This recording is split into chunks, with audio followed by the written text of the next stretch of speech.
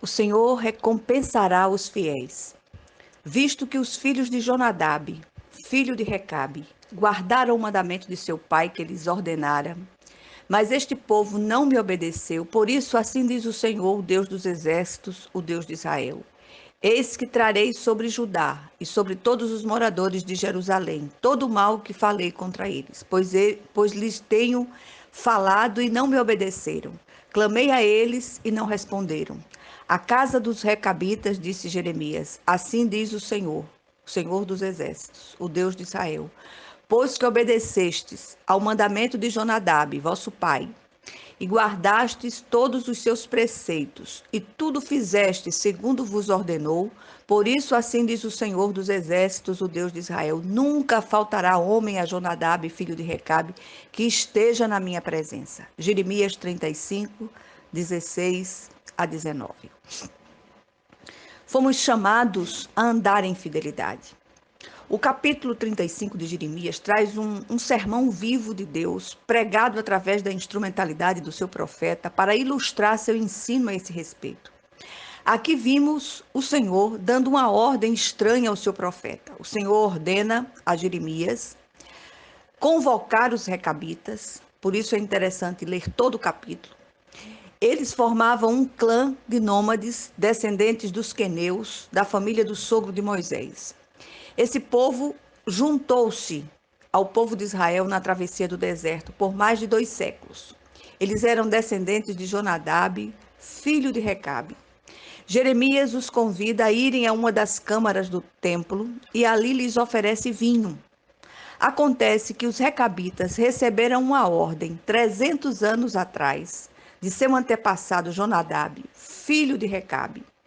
Eles não deveriam plantar vinhas, deveriam habitar em tendas e não deveriam beber vinho. Jeremias, além dos recabitas, leva também alguns ministros do templo para testemunharem o que aconteceria naquele lugar.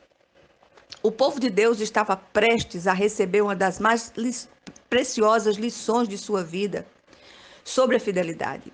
Quando o Senhor entende de falar conosco, ministrar algo ao nosso coração, Ele usa os meios mais inusitados possíveis. Foi o que aconteceu ali. Deus usa um povo fora da aliança para ministrar fidelidade ao seu próprio povo. Temos clamado ao Senhor que mude a história do seu povo, que traga restituição, prosperidade, renovo, saúde e mudanças efetivas de vida. Mas parece que quanto mais clamamos, mais as coisas se tornam difíceis para muitos em nosso meio. E olhe que não estamos falando apenas de coisas materiais, mas de tudo que diz respeito a um viver em plenitude. O que tem acontecido? O que falta a nós ou em nós? Será que temos sido fiéis ao Senhor? Essas são perguntas que não querem calar. Às vezes, não se trata de grandes pecados, mas de determinadas coisas ou atitudes que achamos de somenos importância, que insistimos em não nos libertar. São os nossos pecadinhos de estimação, guardados a 7 chaves, que nos têm afastado do Deus vivo. E o que mais assombra é a prática contumaz deles, sem nenhum arrependimento ou pesar. A verdadeira regeneração, traz a reboque um desejo enorme de fidelidade ao Senhor, que do ponto de vista bíblico é a soma da fé mais a obediência. Essa fidelidade não é um ato mecânico, mas a resposta ao amor apaixonado do Senhor por nós. Ela é manifesta pelo que o Senhor é, não pelo que Ele faz ou pode fazer por nós.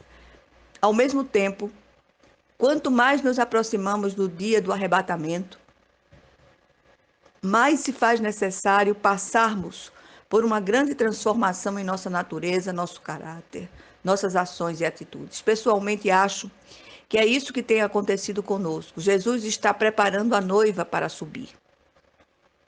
O que Deus quer ensinar ao seu povo em todas as épocas com a história dos recabitas?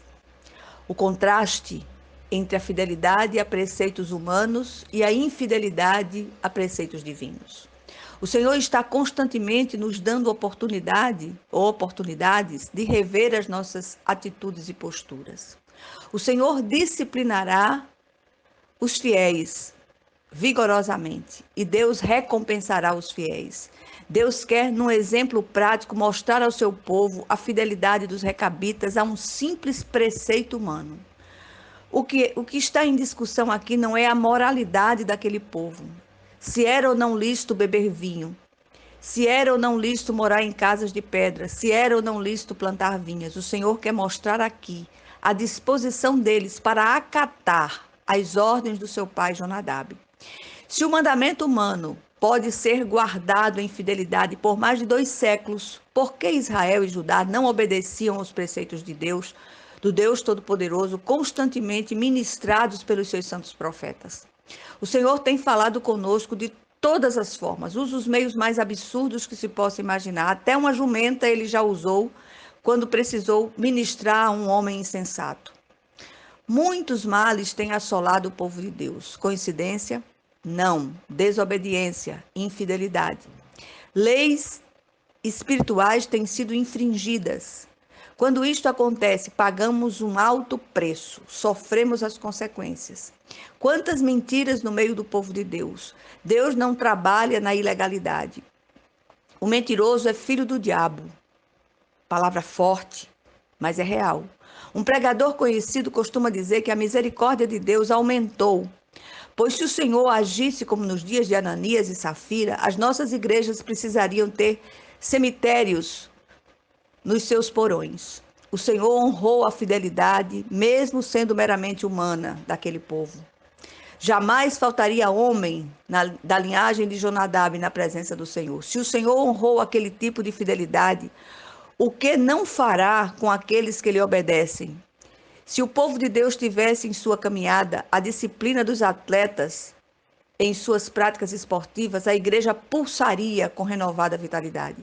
Se o povo de Deus andasse em fidelidade, multidões seriam alcançadas. Meditemos agora nessa pergunta de Jesus: por que me chamais Senhor, Senhor, se não fazeis o que eu vos mando? Pensemos sobre isto, em nome de Jesus Cristo. Amém.